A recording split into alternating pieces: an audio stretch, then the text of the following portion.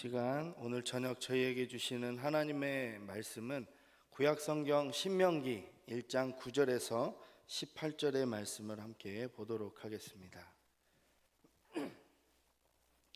제가 가진 성경으로 구약 259페이지에 있습니다. 신명기 1장 9절에서 18절의 말씀을 저 한 절, 여러분들 한 절 교독으로 읽도록 하겠습니다. 그때 내가 너희에게 말하여 이르기를 나는 홀로 너희의 짐을 질 수 없도다. 너희의 하나님 여호와께서 너희를 번성하게 하셨으므로 너희가 오늘날 하늘의 별같이 많거니와 너희 조상의 하나님 여호와께서 너희를 현재보다 1000배나 많게 하시며 너희에게 허락하신 것과 같이 너희에게 복 주시기를 원하노라. 그런즉 나 홀로 어찌 능히 너희의 괴로운 일과 너희의 힘겨운 일과 너희의 다투는 일을 감당할 수 있으랴. 너희의 각 지파에서 지혜와 지식이 있는 인정받는 자들을 택하라. 내가 그들을 세워 너희 수령을 삼으리라 한즉 너희가 내게 대답하여 이르기를 당신의 말씀대로 하는 것이 좋다 하기에 내가 너희 지파의 수령으로 지혜가 있고 인정받는 자들을 취하여 너희의 수령을 삼되 곧 각 지파를 따라 천부장과 백부장과 50부장과 10부장과 조장을 삼고 내가 그때에 너희의 재판장들에게 명하여 이르기를 너희가 너희의 형제 중에서 송사를 들을 때에 쌍방간에 공정히 판결할 것이며 그들 중에 있는 타국인에게도 그리할 것이라.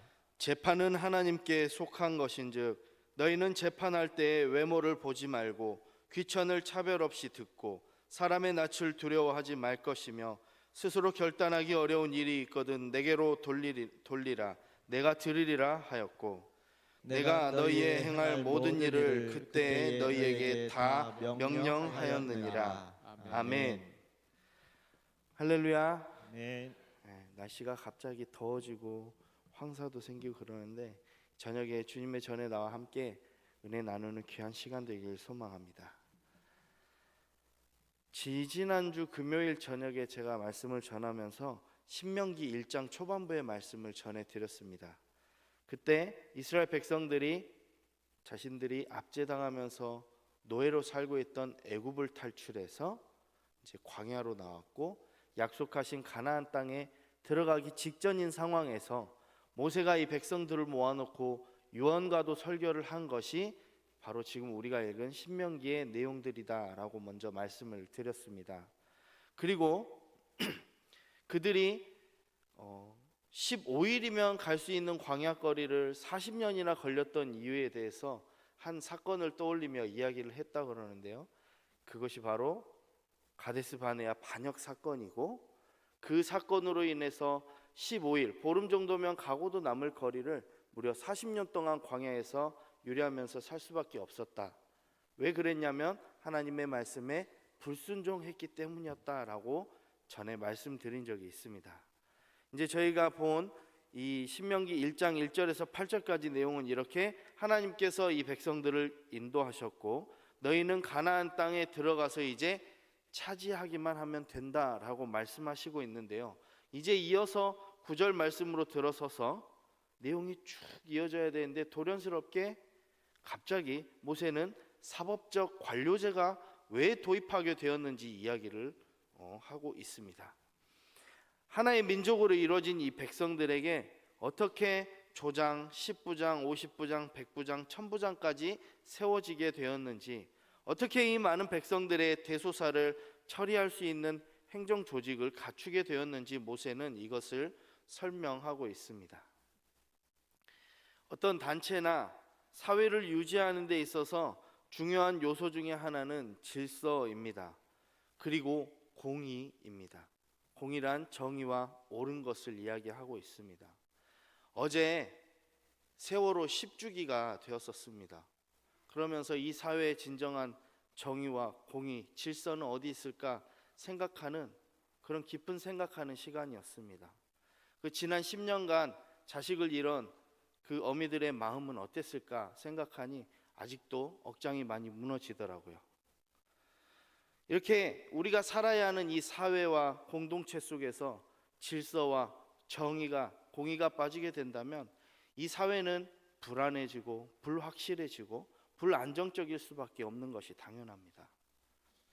근데 말씀을 읽다 보면요, 질서와 공의는 우리 하나님께로부터 나왔습니다. 왜냐하면 이것은 하나님의 성품 중에 하나이기 때문입니다.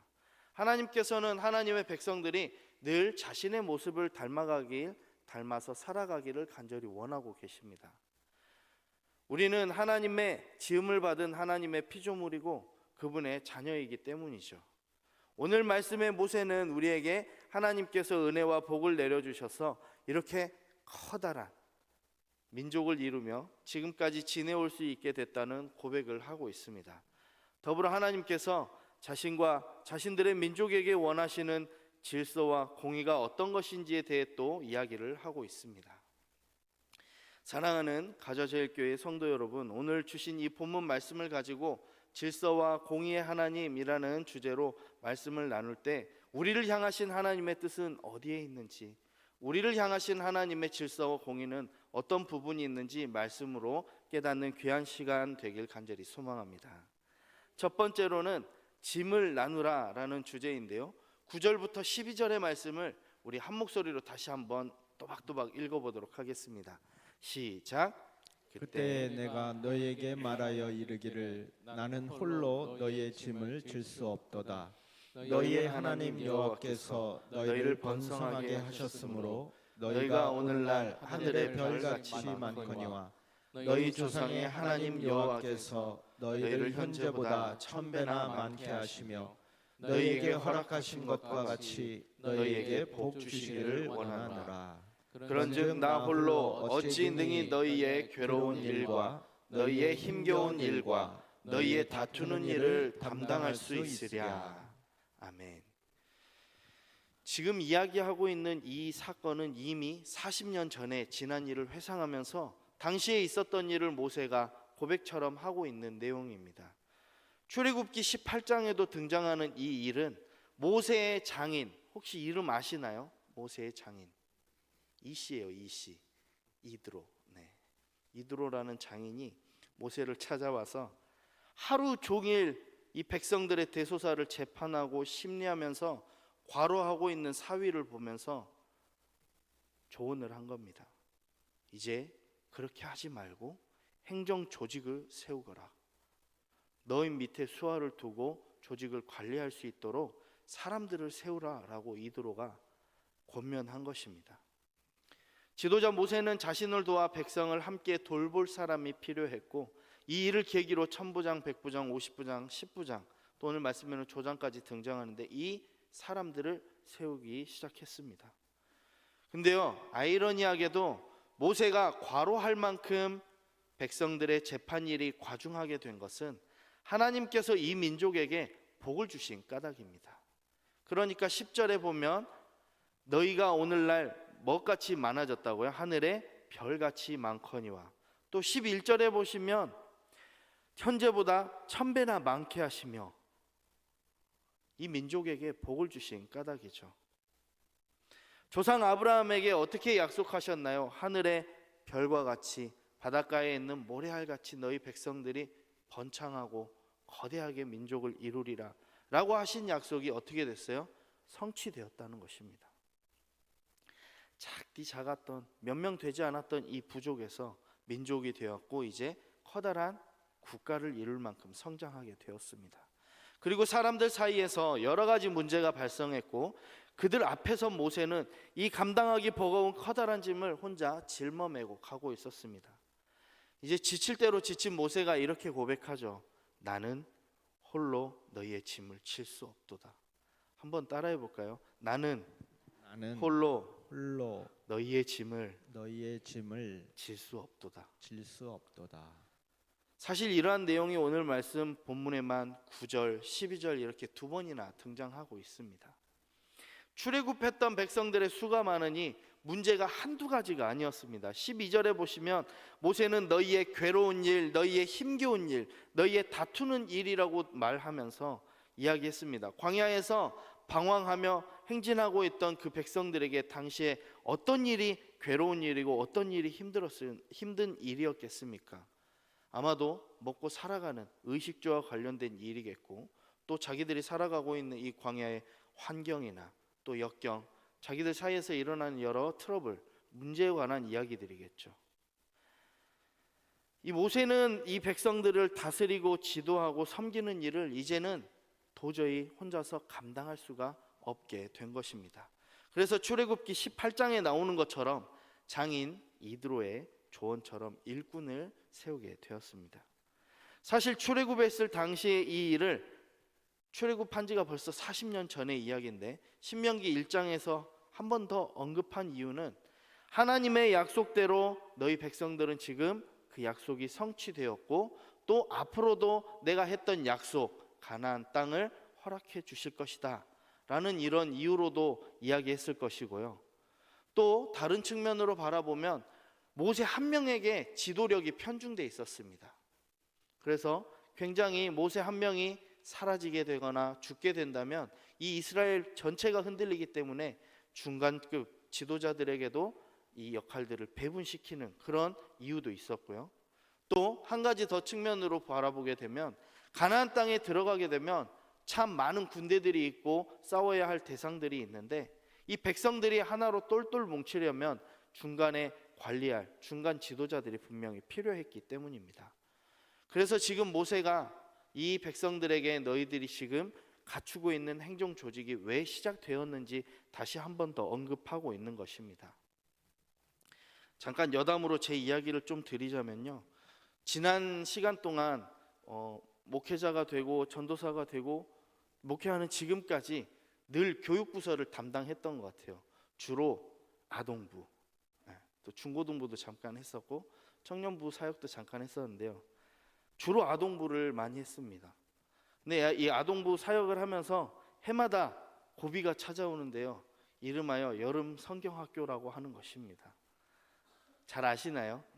2, 3일 동안 여름 방학 기간에 교회 학교에 나와서 지지고 볶고 선생님들과 물놀이도 하고 아주 재밌는 프로그램 통해서 이 친구들이 추억을 가지고 가는 그 여름 성경학교.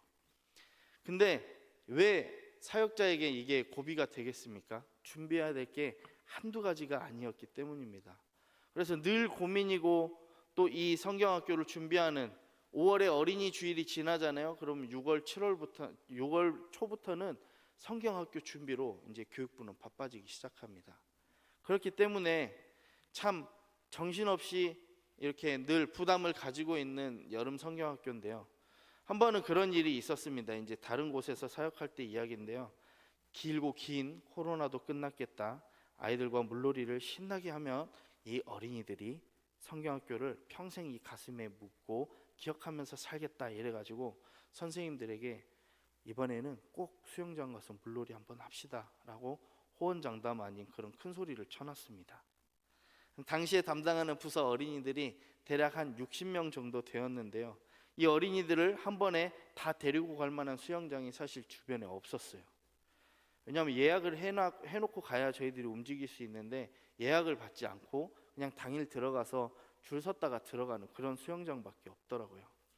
근데 이제 찾고 또 찾고 인터넷 계속 찾아보고 전화하고 했는데 계속 그 사역하던 교회 근처에 없던 것입니다. 성경학교 날짜는 점점 다가오지, 성경학교가 이제 몇 주 안 남은 상황까지 왔는데 큰일이 난 거죠. 수영장 가야 되는 걸 포기해야 되나, 취소해야 되나, 아니면 다른 프로그램으로 대체해야 되나, 이제 생각이 많이 복잡해지고 힘들어질 시점에 하나님께 이제 좀 그런 고백을 해봤어요. 왜 수영장 안 보여주시냐고. 근데 그때 이야기할 용기를 주셨습니다. 임원 선생님들에게 이 이야기를 나눴어요. 선생님들 어떻게 할까요? 했더니 다음 날인가 다다음 날 한 선생님께 전화가 왔어요. 목사님 여기 가면 좋을 것 같습니다. 찾아봤더니 코로나 이전에 한번 갔다 왔던데요. 저희가 갔다 왔는데 코로나 기간 때 아예 부도가 나서 폐장이 되었고, 아예 영업을 안 하는 줄 알고 제 리스트 속에는 있지도 않았던 곳인데 그곳이 다시 개장해서 된다고, 게다가 엄청 쌌어요. 시민이면 2,000원 입장료. 그래서 저희 100명 끊고 선생님들까지 다 해서 100명이 놀러 갔었던 적이 있습니다. 근데 이 일을 겪고 나서 제 마음속에 그런 생각을 하게 되었습니다. 아, 하나님의 일은 나 혼자 절대 할 수 없구나. 하나님의 일은 내 생각만 가지고 되는 것이 아니구나. 그것을 깨닫게 되었습니다. 한 사람이 너무 많은 일을 하거나 혼자 짐을 지게 된다면 되게 바보 같잖아요. 예전에 갔었던 곳인데 거기도 전화해 볼 생각도 못하고 다른 곳만 찾고 있었으니까. 이게 영적으로 피곤함도 느끼고 또 이렇게 영적으로 피곤함을 느끼면 하나님의 일을 제대로 할 수 없어집니다. 그렇게 되면 우리의 신앙마저도 무너지게 되는 것이죠. 혹시 우리 주위에 저같이 어리석은 사람이 없는지 잘 살펴보시고 이 일을 나눠주시는 여러분들이 되길 소망합니다. 하나님의 일을 혼자 짊어지지 않고 같이 나눌 수 있는 아름다운 사랑의 공동체, 가자 제일 공동체가 되길 간절히 소망합니다. 두 번째로는 지도자를 잘 세우라입니다. 13절부터 15절의 말씀을 우리 다시 한번 읽어보도록 하겠습니다. 시작. 너희의 각 지파에서 지혜와 지식이 있는 인정받는 자들을 택하라. 내가 그들을 세워 너희 수령을 삼으리라 한즉 너희가 내게 대답하여 이르기를 당신의 말씀대로 하는 것이 좋다 하기에 내가 너희 지파의 수령으로 지혜가 있고 인정받는 자들을 취하여 너희의 수령을 삼되 곧 각 지파를 따라 천부장과 백부장과 50부장과 10부장과 조장을 삼고. 아멘. 이제 모세는 자신을 도우며 함께 일할 지도자들을 세우고 있습니다. 각 지파에서 지혜와 지식이 있고 인격이 있는 사람을 택해서 모세는 지도자를 세웁니다. 근데요, 많은 사람들을 지도하고 다스리는 지도자는 아무나 세울 수 있습니까? 아무나 세울 수가 없습니다. 지도자를 아무나 세우거나 잘못 세우게 된다면 그런 그의 지도를 받는 공동체 또 그 나라는 말로가 뻔한 것입니다. 구약의 여러 사건을 통해서 잘 알 수 있죠. 그렇다면 어떤 지도자를 선택해서 세워야 할까요? 분명 지도자에게는 특별한 능력이 필요합니다. 오늘 본문 13절에 보시면 각 지파에서 지혜와 지식이 있는 또 인정받는 사람들을 택하라라고 나와 있습니다. 즉 하나님께서는 하나님의 백성을 인도할 지도자를 고를 때 적어도 이 세 가지 지혜, 지식, 인정받는 자인 것을 확인하는 것입니다. 지혜가 무엇입니까? 각 개인이 갖춘 지적인 능력을 말하고 지식이란 옳고 그름을 참되게 구별할 수 있는 분별력을 이야기합니다. 세 번째로 인정받는다라는 것은 그 사람이 오랜 시간 동안 주위 사람들로부터 덕망을 쌓고 좋은 영향력을 얼마나 끼쳤는가 그것을 알 수 있는 기준입니다. 모세가 말하는 지혜와 지식이 있고 인정받는 자라고 하면은 반드시 주위 사람들로부터 존경받는 사람일 것입니다. 그냥 흔히 우리가 TV에 나오는 연예인이나 스타와 같이 인기가 많고 유명한 그런 사람들을 말하는 것이 아닙니다. 주변 사람들에게 두터운 신망이 있다라는 것은 오랜 시간 두고 지켜볼 때 그 사람이 참 괜찮다, 그 사람 진국이다, 이런 말을 들을 수 있는 그런 사람인 것입니다. 출애굽기 18장 21절 말씀을 보시면 너는 또 온 백성 가운데서 능력 있는 사람들 곧 하나님을 두려워하며 진실하며 불의한 이익을 미워하는 자를 살펴서 백성 위에 세워 천부장과 백부장과 50부장과 10부장을 삼아라고 아주 더 정확하게 기준을 세워놨습니다. 어떤 사람이요? 하나님을 두려워하는 사람, 진실한 사람, 불의한 이익을 미워하는 사람이라고 말했습니다. 이렇듯 하나님께서 원하시는 지도자는 하나님이 원하시는 그 기준에 부합한 사람이어야 합니다. 인격적으로나 또 실력으로나 영적으로 그 자격이 갖춰져야 한다는 것입니다. 14절에 보시면 모세가 이렇게 뽑아야 한다라고 말했을 때 이스라엘 백성들은 그럼 그렇게 하는 것이 좋습니다 라고 대답해 줍니다. 그러니까 여기서 말씀드리고자 하는 요지는 사람을 세우는 일이란 정말 쉽지 않은 일이라는 것입니다. 어떤 사람이 지혜가 있고 지식이 있고 인정받는 사람인지 알 수 있겠습니까? 앞서서 제가 잠깐 언급했던 지도자를 잘못 세워서 심판을 당하여 패망한 나라가 구약에 등장한다고 이야기했습니다. 이방 신을 들여가지고 또 우상을 섬겨가지고 또 전쟁을 잘못 치러가지고 나라를 망하게 했던 그런 왕들이 등장하죠.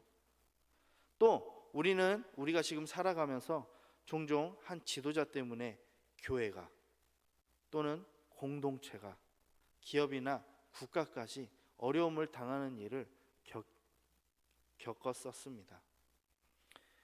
근데요, 반면에 하나님께서 기뻐하시는 사람들을 세운다면 얼마나 좋은 일이 일어나는지에 대해서 사도행전을 통해서 알 수 있습니다.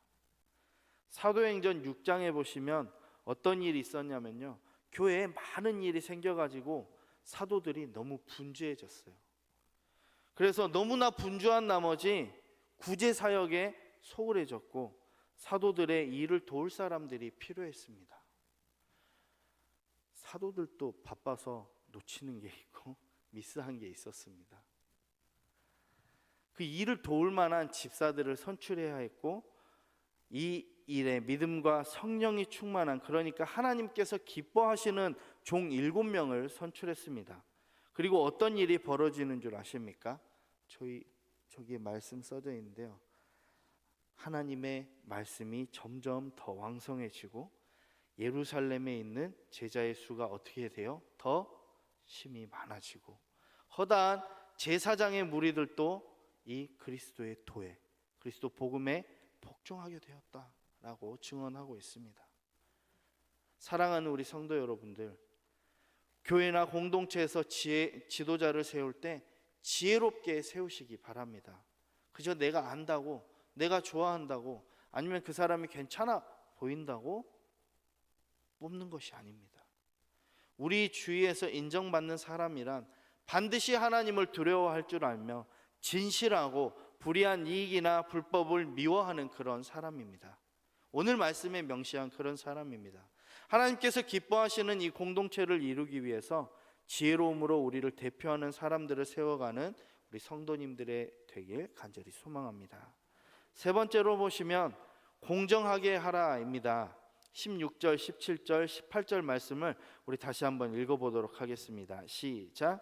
내가 그때에 너희의 재판장들에게 명하여 이르기를 너희가 너희의 형제 중에서 송사를 들을 때 쌍방간에 공정히 판결할 것이며 그들 중에 있는 타국인에게도 그리할 것이라.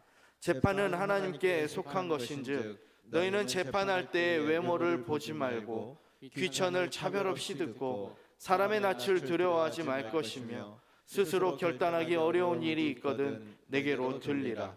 내가 들으리라 하였고 내가 너희의 행할 모든 일을 그때에 너희에게 다 명령하였느니라. 아멘.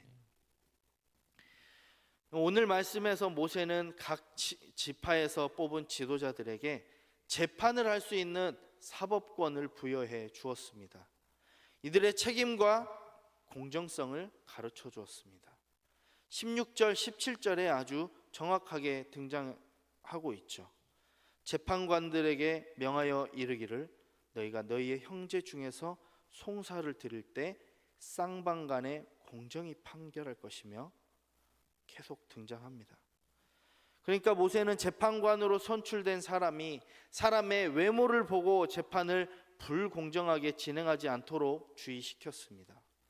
그리고 이스라엘 백성과 타국인, 그러니까 이방인들과 재판할지라도 같은 민족이라고 편애하지 말고 그릇된 판결을 하지 말라, 이렇게 주의를 주고 있습니다.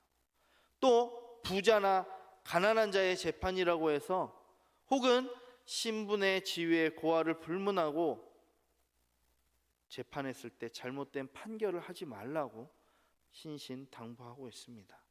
물론 가난하다고 이 사람을 더 편의를 봐주는 것도 아니었고요, 사회적 약자라고 해서 특별히 예외를 받는 것도 아니었습니다. 그 어떤 신분상의 이유로도 재판 시 특권을 받는 일이 없도록 애초에 차단한 것입니다. 그리고 모세는 판결로 인한 사람들의 낯을 두려워하지 말라라고 이야기하고 있습니다. 한마디로 백성들의 수령인 이 재판관이 재판을 하고 나서 이 일로 사람들에게 원망을 사진 않을지, 불이익을 당할 수 있는 상황이 오진 않을지 걱정하지 말고, 또 이 일 때문에 걱정되어서 그릇된 판결을 해서는 안 된다라고 주의하고 있습니다. 그리고 재판은 하나님께 속한 것이라고 표현하면서 모세는 모든 재판이 하나님 보시기에 올바르고 공정한 재판이 되어야 함을 가르치고 있습니다. 이는 이스라엘 백성이 섬기는 하나님께서 공정하고 정의로우신 재판관이 되시기에 그의 백성인 이스라엘 백성들로 이와 같이 따라 살아야 한다라는 율법 정신이 숨겨져 있는 것입니다. 이스라엘의 재판관들은 하나님께서 친히 선악간에 판단하시고 모든 악을 심판하실 것이라는 확신을 가지고 있어야 합니다. 그래서 사람들의 재판 결과로 인한 자신의 신상을 두려워하지 말고 오직 한 분 하나님만 두려워하며 재판에 임해야 했습니다. 지도자로 세워진 자가 재판하는 재판장들이 공정하고 공의롭게 백성을 다스리지 못한다면 이것은 또 하나님께 범죄한 것이나 다름없다. 또한 사람들에게도 죄를 짓는 일이 되었다라고 성경은 이야기하고 있습니다. 사랑하는 성도 여러분들, 우리는 지금 옳고 그름을 놓고 양분화된 사회에 살고 있는 것 같습니다. 제가 무슨 정치 이야기를 하려고 하는 것이 아니고요, 어떤 것이 옳고 그른 것인지 올바른 판단을 하기에도 너무 어려운 정보이며 어려운 시대를 살아가고 있다는 그런 이야기를 드리고 싶은 것입니다. 또한 어떤 것이 옳다라고 해도 소리 내기도 두려운 시대를 살고 있는 것입니다. 무엇이 옳고 무엇이 그른 것이겠습니까? 무엇이 잘못되고 잘되었다라고 말씀하실 수 있겠습니까? 하나님께서는 오늘 말씀을 통해 성도된 우리가 공의롭고 그런 생각하며 판단하기를 원하고 계십니다. 공의롭고 질서 되시는 하나님께서는 우리를 통해서도 하나님의 그 모습이 나타나기를 원하고 계십니다. 옳으면 옳다, 잘못되었으면 잘못되었다 라고 소리를 내야 할 수 있습니다. 특별히 지도자로 세워져 있는 사람들은 더욱이 하나님이 주시는 분별력을 가지고 올바르게 판단해야 할 줄 믿습니다. 그리고 맡은 일에 그 어떤 외압보다도 먼저는 하나님을 두려워하며 주님 보시기에 부끄럽지 않은 그런 공의로운 삶을 살아내야 하실 줄 믿습니다. 바라기는 사랑하는 우리 공동체가 이 공의롭고 정의로우신 하나님의 모습을 닮아서 이 사회 속에서 옳은 소리를 내며 사회를 변혁시켜 나아가는 귀한 공동체가 되기를 간절히 소망합니다. 함께 이 말씀을 생각하면서요, 우리 찬양으로 나아가면 좋겠는데요, 예수 하나님의 공의라는 찬양입니다. 가사를 깊게 생각해 보시면 우리 함께 찬양하고 기도하는 시간 갖도록 하겠습니다.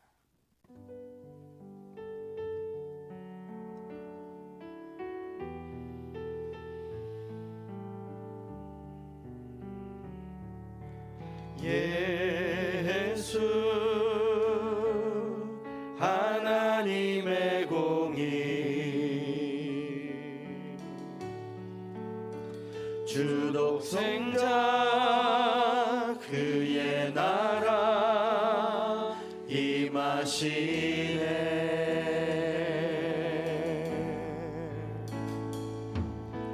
예수 제물이 되신 주, 영광 중에 그의 나라 임하시네. 주의 나라 영원하며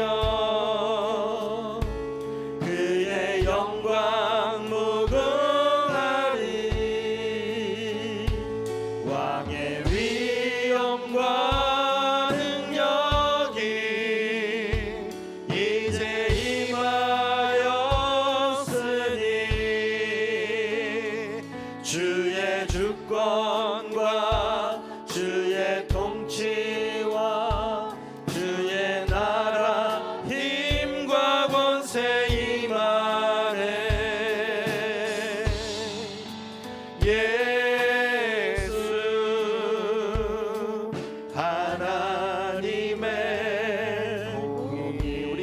함께 고백해 봅시다. 예수 하나님의 사랑. 예수 하나님의 사랑 주 은혜와 말씀으로 나타났네.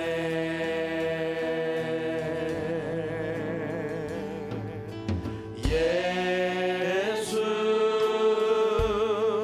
거룩한 하나님 영광 중에 그의 나라 임하시네. 주의 나라 영원하며 주의 나라 영원하며 그의 영광 무궁하니 왕의 위엄과 능력이 이제 임하였으니 주의 주권과 주의 통치와 주의 나라 힘과 권세 임하네. 예수 하나님의 공의. 우리 시간 말씀을 기억하시며 함께 통성으로 기도하는 시간 갖겠습니다. 하나님, 이 교회와 이 지역과 이 나라에 하나님의 공의가 살아 숨쉬도록 주님 은혜를 내려 주시옵소서. 우리를 주의 성도들이 서로 사랑하며 한 마음으로 한뜻 되어 질서롭고 공의롭게 살아가는 공동체가 되게 해달라고 말씀을 기억하며 우리 다 함께 기도하도록 하시겠습니다. 사랑의 하나님 아버지, 우리의 마음을 붙들어 주시길 소망합니다. 아버지, 연약하고 부족한 우리의 삶 가운데 말씀으로 찾아오신 주님, 이 시간 은혜 받고 주의 말씀으로 나아가오니 하나님의 그 성품을 닮아 질서 있고 공의로운 저희들의 생각과 마음과 행동이 되길 원하오니 주의 은혜를 베풀어 주시옵소서. 이 교회와 이 땅 가운데 하나님의 말씀으로 인하여 아버지 정의롭고 공정한 사회가 되게 허락하여 주시옵시고, 우리로 하여금 이 세상을 변혁시켜 나아가며 그리스도의 나라가 이 땅 가운데 이루어질 수 있도록 우리를 사용하시고 주께서 은혜를 베풀어 주시옵소서. 하나님의 나라가 이 땅 가운데 이루어지길 소망하오니 주여 우리를 사용하여 주시옵시고 우리를 주의 일꾼 삼아 주시옵소서. 우리에게 능력과 지혜를 허락하여 주시고 주의 일꾼 되게 주님 부족함이 없도록 늘 붙드시고 인도하여 주시옵소서. 주님, 혼자서는 할 수 없습니다. 주님, 나 홀로는 감당할 수가 없습니다. 우리에게 서로 손잡고 함께 할 수 있는 아버지 화합된 마음과 지혜와 능력과 힘을 허락하여 주시옵소서. 주님, 붙들어 주시옵소서. 사랑의 하나님, 참 감사합니다. 오늘 우리에게 이 말씀을 주시고 주님의 마음 닮아가길 간절히 소망하오니 주님 함께하여 주시옵소서. 우리를 통하여 주의 나라를 이뤄가는 주의 귀한 일꾼들 삼아주시고 삶의 모든 현장 가운데 초월하신 우리 주님 바라보며 이 일들을 능히 감당해낼 수 있는 주의 귀한 백성들 되도록 축복하여 주시옵소서. 시간 또한 예배에 나오며 주님께 귀한 물질 올려드리는 그 두 손길 위에도 주님 축복하여 주시고 은혜와 복을 내려 주시옵소서. 감사드리며 예수 그리스도의 이름으로 간절히 기도하옵나이다. 아멘.